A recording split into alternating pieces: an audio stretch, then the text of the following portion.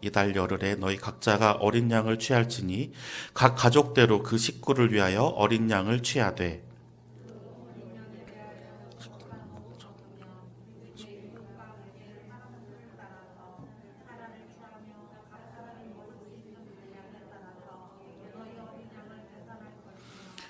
너희 어린 양은 흠없고 1년 된 수컷으로 하되 양이나 염소 중에서 취하고 열나흘 날까지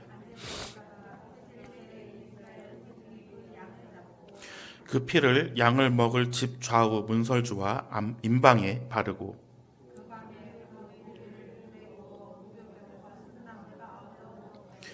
날 것으로나 물에 삶아서 먹지 말고 머리와 다리와 내장과 내장을 다 불에 구워 먹고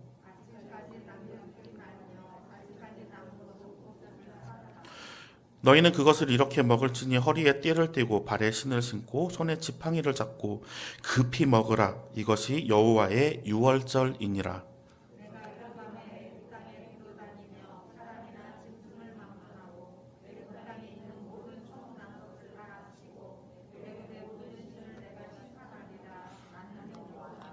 십삼 절 우리 함께 읽겠습니다.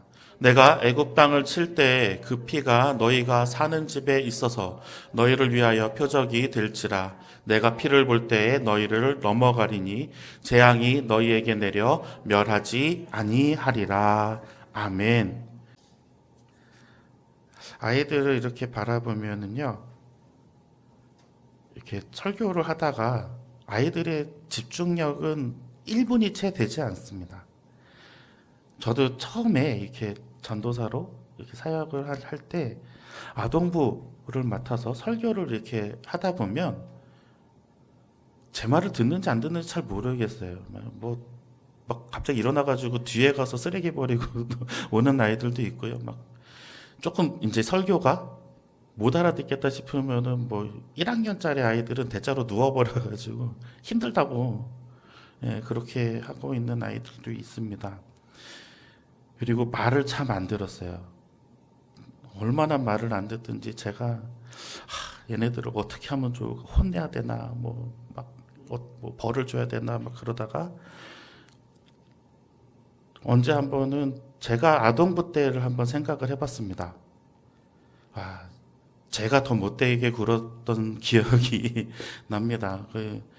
그때 막 이제 목사님이신 이제 전도사님들이 막 오셔가지고 목사 안수를 받으시면 아동부 예배 때도 이렇게 오셔가지고 축도를 해주시는데, 축도해 주실 때마다 저는 그거를 막 따라서 이제 같이 막 손 흔들고 같이 막 이렇게 축도 따라했던 기억도 있고요. 막 장난치고 선생님들 놀리고 막 그래서 막 뒤에서 벌 쓰고 손 들고 벌 쓰고 했던 기억들이 막 나더라고요. 그래서 그 길로, 예, 저를 가르쳐 주셨던, 예, 그때 아동부 전도사로 섬기셨던 목사님께 전화를 걸어서 잘못했다고 전화를 한번 드린 적이 있습니다. 그랬더니 네가 이제 정신을 차렸구나 이렇게 얘기를 하시더라고요.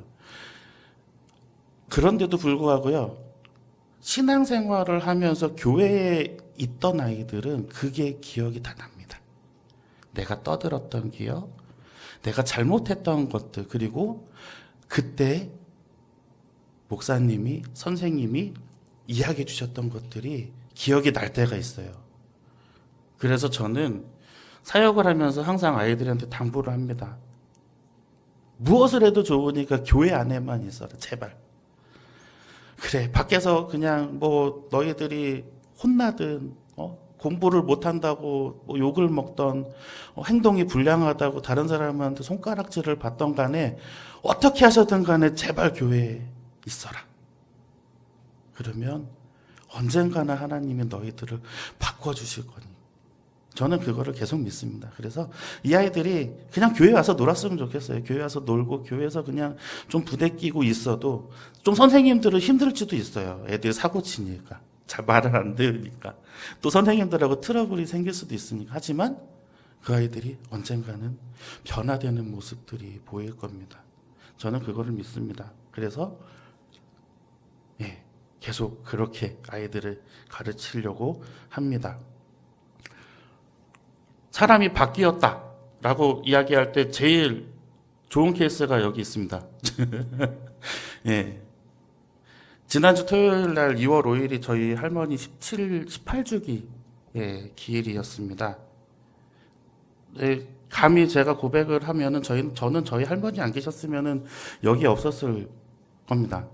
아마 저희 할머니의 그 뜨거운 사랑과 관심과 기도 덕분에 제가 지금 이 자리에 서 있는 것을 감히 고백을 합니다. 어렸을 때부터 저는 새벽에 할머니가 읽는 성경 말씀 소리로 잠을 깼고요. 짜증을 부리긴 하죠. 근데 또 할머니께서 또 저를 위해서 항상 기도해 주시는, 제가 두드러기 알러지 때문에 거의 일주일에 한 5번 정도는 두드러기가 밤에 나요. 그러면 간지러워서 잠을 못 잡니다. 근데 저희 할머니가 항상 밤새도록 긁어주시고, 또 고등학교 때는 제가 키가 굉장히 작았어요. 고등학교 1학년 때 141cm 정도? 141.8인가?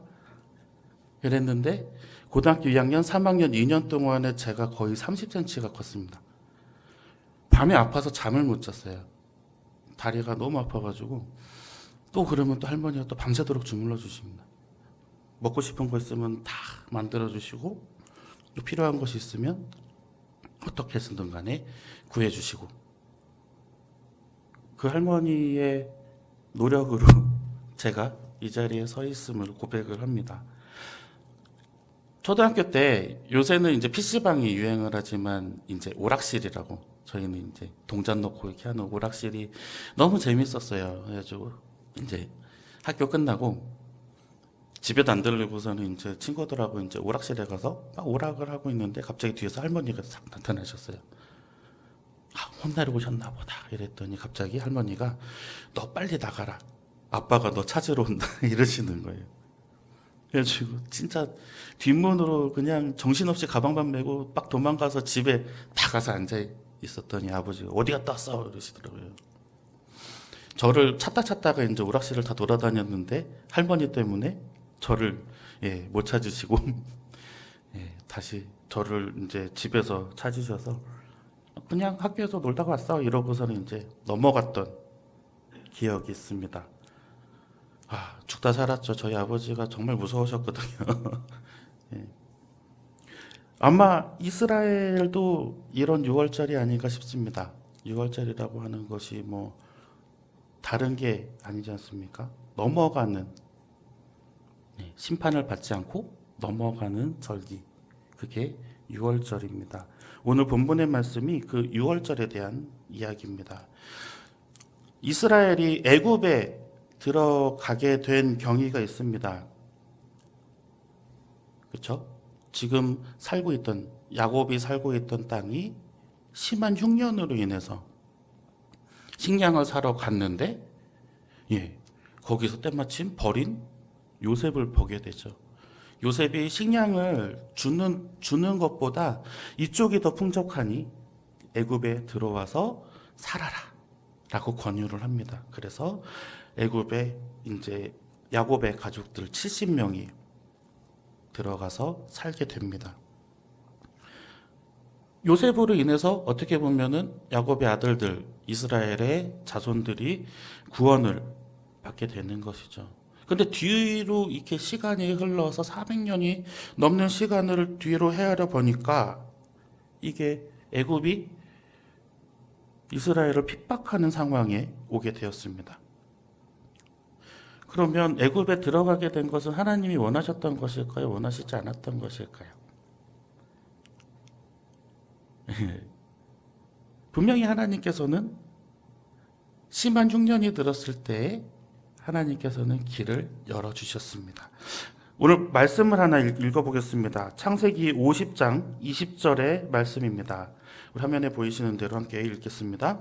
당신들은 나를 해하려 하였으나 하나님은 그것을 선으로 바꾸사 오늘과 같이 많은 백성의 생명을 구원하게 하시려 하셨나니. 아멘. 하나님께서 선으로 바꾸셨다고 이야기하고 있습니다. 선으로 바꾸셨다. 선하게 다시 바꾸어 주셔서 이제 많은 사람의 생명을 일단은 구원시키고자 하셨던 것이죠. 자, 이것을 이겨내게 해야 할 방법으로 요셉을 사용하여서 또 요셉의 역할로 이제 애굽에 들어오게 하셨습니다. 하지만 이 뒤에 애굽의 사람들이 이스라엘을 너무 백성들이 커지니까 두려워해서 생기는 결과로 노예처럼 부려지게 된 것입니다. 노예처럼 부려지게 되었다라고 하는 것은 노예는 아닙니다. 이 사람들도 뭐 자유롭게 무언가를 할 수 있었던 상황입니다. 그리고 시간이 지나면 지날수록 이스라엘도 애굽의 생활에 점점 물들어가고 있었습니다. 그게 이 뒤에 이제 출애굽하고 나와서 가나안에 들어가고 그리고 이스라엘이 멸망하고 그리고 또 예수님이 오시고 난 후까지도 이스라엘은 이 애굽에서 살았던 이 풍습 때문에 습관 때문에 하나님께 엄청난 혼남도 받고요. 또 하나님이 또 치시기도 하고요. 또 달래시기도 합니다. 점점 하나님께 그들이 믿고 있는 이스라엘이 믿고 있는 여호와 야훼라고 하는 그 이름도 사라지게 되는 그 상황에 이제 하나님께서는 두고 보시지 않으셨던 겁니다. 왜 그랬을까요? 그게 바로 아브라함과 야곱에게 말씀하셨던 언약 때문입니다. 큰 민족을 이루게 하고 내가 보여줄 땅에서 너희들을 편안하게 하나님의 자녀로 그리고 하나님의 민족으로 거룩한 백성으로 삼아 주시겠다고 했던 그 약속을 하나님께서는 지켜주시기 위해서 몇백 년이 흐른 그 후에도 하나님께서는 가장 적절한 시기를 보고 계셨던 겁니다. 모세를 통해서 이제 애굽에 억눌려 있던 그 이스라엘을 이제 구원해 내시기로 합니다. 그래서 바로의 앞에 서서 그들을 구원해 내려고 하지만 이제 택도 없죠. 찬양 예배 설교 때도 말씀드렸지만 민수기 1장에 보면 60만 명이 넘는 그 엄청난 인력이잖아요. 60만 명의 인력이 갑자기 사라지게 되는 또 60만의 군대가 갑자기 사라지게 되는 또 그 뒤에 있는 그 수많은 또 밥할 수 있는 아니면 뭐 가사일을 도울 수 있는 하다못해 뭐 짐이라도 나를 수 있는 사람들이 사라지게 되는 것입니다. 6.25 전쟁 때 중공군이 넘어왔을 때 40만 명 정도가 넘어왔다고 얘기를 합니다. 그렇죠? 40만 명의 중공군이 넘어왔는데 총도 제대로 들고 있지 않았습니다. 그들은 맨 앞줄에 있는 사람들만 총을 들고 앞줄이 넘어지면 죽은 사람 총을 집어서 또 전진하고. 근데 결국에는 밀려 내려와요. 대단하죠. 그리고 그렇게 셀 수 없이 많은 사람들이 그렇게 몰려 나오는 걸 보면 아무리 강대한 군인들이라도 도망갈 수밖에 없을 겁니다. 그만한 군인들을, 그만한 병력들을, 또 그만한 인력들을 가지고 있었던 것이 애굽에게는 돌려줄 생각이 별로 없었던 것이죠. 그래서 하나님께서는 재앙들을 애굽에 내리기 시작합니다. 첫 번째부터 9번째까지 재앙들을 내림에도 불구하고 애굽의 왕 바로는 뜻을 굽히지 않다가 하나님께서 오늘 본문의 말씀처럼 마지막 재앙, 이제 장자 모든 것에 처음 난 것의 죽음을 이제 선언하십니다. 장자의 의미가 우리나라에서도 굉장히 큰 의미를 가지고 있습니다. 큰아들. 저도 할아버지가 굉장히 저를 아꼈던 게 장손이라서 그렇습니다. 맨날 장손이라고, 예전에는 이 식탁을 따로 썼어요. 그래가지고 밥상을 이렇게 해서 아버지랑 할아버지랑 저 이렇게 따로 이렇게 보고 또 할머니, 어머니 이렇게 누나가 이렇게 또 따로 이렇게 앉아서 밥을 먹고 있는데 보통 보면은 생선 몸통은 저희 상에 올라오고 뭐 머리나 꼬리는 저쪽 상에 가 있는 것으로 볼 수가 있어요. 근데 뭐 어렸을 때니까 제가 그렇게 해서 상을 같이 초등학교 때까지는 그렇게 해서 먹었는데 그만큼 우리나라에서는 그런 가부장적인 아니면은 뭐 장자라는 것에 대한 좀 그런 특권들이 좀 많이 있습니다. 근데 이 구약 시대에도 그러한 것들이 있었어요. 왜냐하면 이스라엘 민족들만 봐도 장자에게 내려지는 축복은 두 배라고 제가 말씀을 드렸죠. 모든 것이 두 배를 받습니다. 그리고 더 하나님께 주어지는 축복 또한 달라집니다. 그래서 장자에게 빌어주는 아버지의 축복이 그렇게 컸던 것이죠. 그것 때문에 야곱과 에서가 예, 서로 목숨을 걸고 싸우는 그리고 또 목숨을 걸고 도망가는 그런 또 일까지 벌어지지 않습니까? 이 장자가 죽는다는 것은 그러면 실로 어마어마한 재앙인 것이죠. 어떻게 보면 하늘이 무너져 내리는 그리고 부모가 살아있지 않습니까? 부모가 살아있는데 자녀가 그렇게 죽는다는 것 또한 또 어마어마한 또 그런 또 고통이지 않습니까? 그런 것들을 우리가 살펴볼 때 하나님께서 이 애굽에게 내린 이 마지막 재앙이라고 하는 것은 사람이 감당하기에 정말 어려운 것일 수 있습니다. 차라리 그냥 예, 부모들을 목숨을 데려가면 근데 장자들을 죽인다라는 거는 어떻게 보면은 그 민족을 예, 뿌리를 아니면은 그 민족의 근간을 없애는 그러한 행위가 될 수도 있습니다. 하지만 이 죽음이 이스라엘에게 향하지는 않습니다. 하나님께서는 이전에 있었던 9가지 재앙들은 모두 다 동등하게 공평하게 내려주셨지만 이 마지막 재앙, 장자의 죽음에 관한 것은 하나님은 이스라엘에게 뻗치지 않게 하십니다. 이 죽음이 이스라엘에게 향하지 않았던 2가지의 원인을 오늘 한번 살펴보려고 합니다. 첫 번째는 말씀에 순종하는 원인으로 삼습니다. 하나님께서는 이 죽음을 피해가기 위해서 이스라엘 백성들에게 순종하기를 원하십니다. 출애굽기 12장 6절에서 7절까지의 말씀을 우리 한번 같이 읽어보겠습니다. 이달 40날까지 간직하였다가 해 질 때에 이스라엘 회중이 그 양을 잡고 그 피를 양을 먹을 집 좌우 문설주와 임방에 바르고. 아멘. 그냥 하나님께서는 이스라엘 백성이야 그냥 알았어 안 죽일게 라고 하신 것이 아니라 이 행위를 시키셨습니다. 하나님께서 모르시겠습니까? 머리카락까지 다 세시는 분인데 뭐 피를 발랐다 그래가지고 그래 여기는 피 발랐으니까 넘어가야지 하고 그렇게 해서 확인하시고 그렇게 아시는 분이지 아니지 않습니까?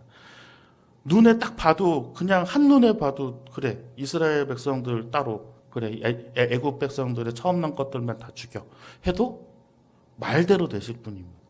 그런데 왜 구태여 이런 과정들을 거치게 하느냐? 그것은 바로 순종하는 것을 원하시기 때문이죠. 6월절이라고 하는 이 절기의 느낌은 애굽 사람들에게는 심판일 겁니다. 그동안 이스라엘에게 해왔던 악행 그리고 고난을 줬던 그러한 모습들 그리고 여호와 하나님을 두려워하지 않았던 죄악들을 하나님께서 심판하시긴 것일 것입니다. 하지만 이스라엘 백성들에게는 그것이 재앙이 아니라 하나님께서 구원을 내려주신다는 그러한 날로 인식하게 만들어주시기 위해서 하나님께서 오늘 그렇게 피를 바르고 양을 잡아서 피를 묻혀 문설주와 임방에 바르게 하신 것입니다. 그렇게 순종하는 모습을 바라볼 때 그래 하나님께서 그것으로 인하여서 너희를 죽임에서 넘기워 주셨다라는 것을 하나님께서 말씀하시고자 하는 것입니다. 출애굽기 12장 11절 말씀을 우리 한번 같이 읽어보겠습니다. 너희는 그것을 이렇게 먹을지니 허리에 띠를 띠고 발에 신을 신고 손에 지팡이를 잡고 급히 먹으라. 이것이 여호와의 유월절이니라. 아멘. 네. 또 뭐 허리에 띠를 띠고 발에 신을 신고 지팡이를 짚고 먹으라고 이야기를 합니다. 유월절 예전에 있었던 교회에서 고등부 사역하시는 그때 이제 전도사님이 코로나였어요. 그래가지고 이제 온라인으로 이렇게 방송으로 아이들하고 예배를 드릴 때 이 6월절 음식 쿡방을 하더라고요. 6월절 음식을 만들어서 양고기도 굽고 해서 이렇게 해서 그때 이스라엘 사람들이 먹었다. 근데 애들이 막 따라 하더라고요. 그거를 따라 하는데 이제 우리는 옷을 이런 옷이 없으니까 그 전도사님 마지막에 이제 가서 너희들이 가지고 있는 옷 중에 제일 정갈한 옷을 입고 와 라고 이야기를 합니다. 제일 깨끗한 옷을 입고 와. 그게 없으면 교복이라도 입고 와. 제일 좋은 옷을 입고 다시 와서 이 음식을 이제 먹을 거야 하는 거죠. 하나님께서 주신 이 6월절이라는 그 의미가 하나님께 순종함으로 인해서 이게 죽음의 재앙에서 우리가 넘기움을 받게 되었는데 잠옷바람에 반바지에 쓰레빠 질질 끌고 나와가지고 이 음식을 먹을 순 없어. 정갈한 몸으로 그리고 그것을 보여주는 그러한 옷으로 갈아입고 이제 음식을 먹자. 이렇게 얘기를 합니다. 하나님께서 그리고 또 이러한 옷들을 어떻게 입는지 또 지팡이까지 손에 짚으라고 하는 것을 하나님께서 성경 말씀에 세세히 이렇게 알려주십니다. 왜 그랬을까요? 따라하라는 거죠. 그냥 너희 중에 제일 깨끗한 옷으로 갈아입고 이것을 먹으라 이렇게 얘기하지 않습니다. 허리에 띠를 띠고 발에 신을 신고 손에 지팡이를 짚고 급히 먹으라. 그것도 빨리 먹으라 그러죠. 먹는 법까지 알려주세요. 빨리 먹으라고. 이것이 여호와의 유월절이니라. 왜요? 순종하기를 원하시고 또 하나님은 이것이 한 번으로 끝나기를 원하시는 게 아닙니다. 유월절이라는 게 이 한 번이 아니라 하나님께서 넘기워 주신 것을 계속 대대로 기억하면서 그 절기가 올 때마다 기억하면서 하나님께 순종하기를 다짐하기를 원하셨던 거예요. 그래서 아직까지도 6월절이 이렇게 가장 큰 절기가 되고 있습니다. 또 하나님께서는 이 6월절 통해서 두 번째로 어린 양의 피로 넘어가는 재앙을 이야기를 하셨습니다. 출애굽기 12장 13절의 말씀을 우리 한번 같이 읽어보겠습니다. 내가 애굽 땅을 칠 때에 그 피가 너희가 사는 집에 있어서 너희를 위하여 표적이 될지라. 내가 피를 볼 때에 너희를 넘어가리니 재앙이 너희에게 내려 멸하지 아니하리라. 아멘. 피라고 이야기하는 것은 생명이 담겨 있다고 구약시대에는 생각을 하고 있었습니다. 그래서 레위기에는 피 먹지 말라고 이야기하는 말씀이 있습니다. 그리고 또 피는 제사 때 우리가 쓰는 것을 볼 수가 있습니다. 양을 잡아서 각을 떼고 그리고 그 피를 제단에 뿌리고, 제단에 왜 뿌릴까요?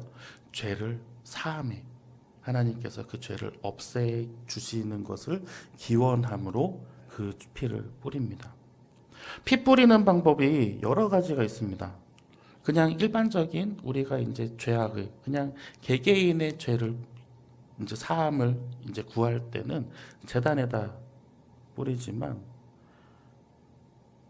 온 회중이나 이스라엘 민족 전체나 아니면은 대제사장이나 아니면은 나라의 지도자가 죄를 범했을 때는 성막 온 데다가 다 뿌립니다. 피를.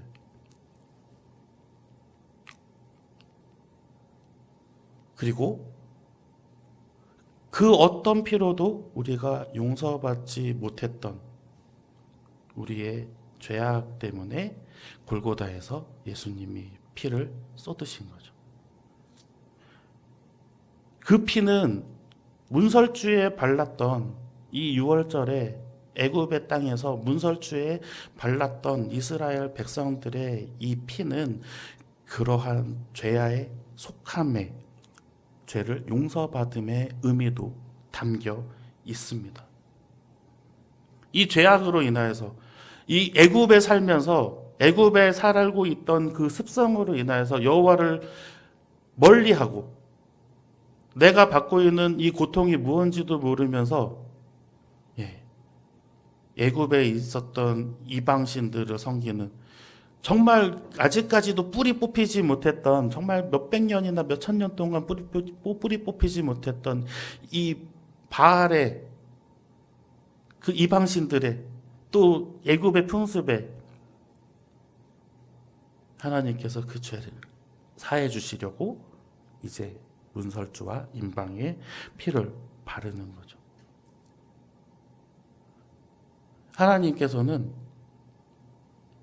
애굽 땅에서 이스라엘 백성들이 출애굽하여 나올 때에 하나님의 백성으로 세워 나가지기를 바라셨습니다. 그래서 양의 피를 문설주에 바르는 것, 물론 순종이 동반될 때 이전에 하나님에 대한 여호와 하나님에 대한 믿음이 동반되어야 할 거고, 그리고 또 순종이 뒷받침되어야 할 거고, 이 죄악의 사함이라는 것도 하나님께서 내려주셨어야 할 것입니다. 이 6월절이라고 이야기하는 오늘의 본문의 말씀은 아마도 우리가 이렇게 받아들이면 될 것 같습니다. 우리의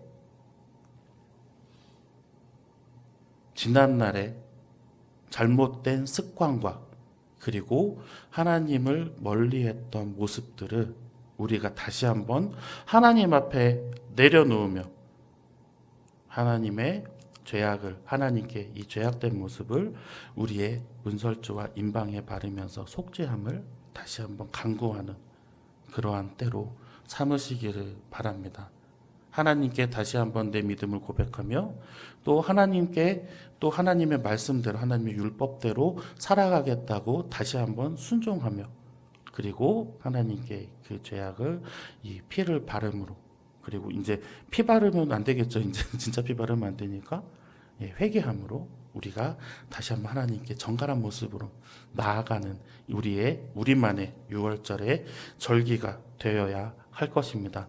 이 말씀을 가지고 살아가실 때 우리가 이 6월절의 의미를 잘 깨닫고 그리고 하나님께 다시 한번 순종하며 그리고 그 피로 씻겨지는 우리의 죄악된 모습들이 다시 더러워지지 않도록 우리의 마음, 몸과 마음을 정갈하게 가꿔야 할 것입니다.